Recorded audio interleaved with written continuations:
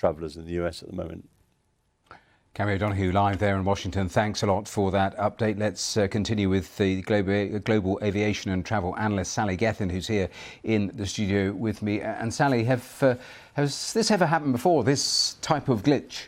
Not this type of glitch, and definitely not on this scale, which is huge. I mean, this is more akin to, for example, the Icelandic volcano that brought European flights to a halt, for example. And it is very worrying, disturbing for the industry, and it's a really bad look for the FAA.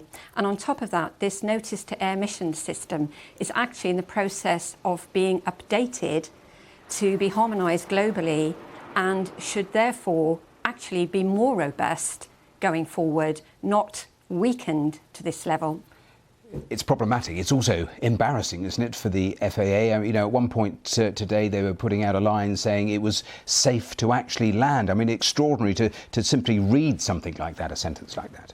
Yes, it absolutely is a humiliating blow, actually, to the FAA. And it's pretty bad that people actually had to follow the FAA on Twitter to get updates. And it shows how outdated or how weak that system was, that it was basically almost like an analogue system for this to have happened in the first place. And all these pilots and crews, and as Gary pointed out, the US is entirely dependent on its air traffic system to a much larger extent than many other nation states. And I was talking to a pilot in the last hour on this programme who was just underlining how vital the information that we're talking about, this system that failed and went down, how critical it is in the cockpit. So that underlines what I was asking Gary. It is vital now for the FAA to work out what the problem was so they don't see a repeat of it.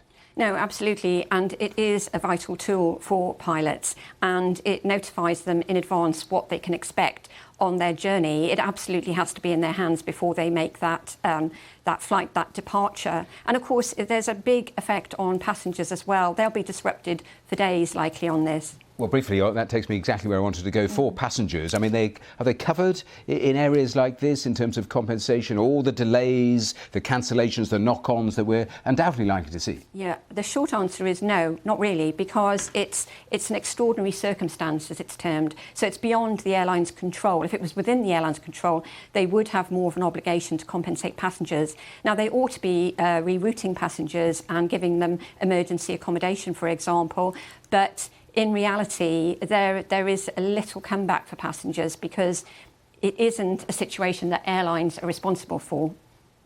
Well, Sally Gethin, we'll leave it there. Thanks very much for that. Thank you.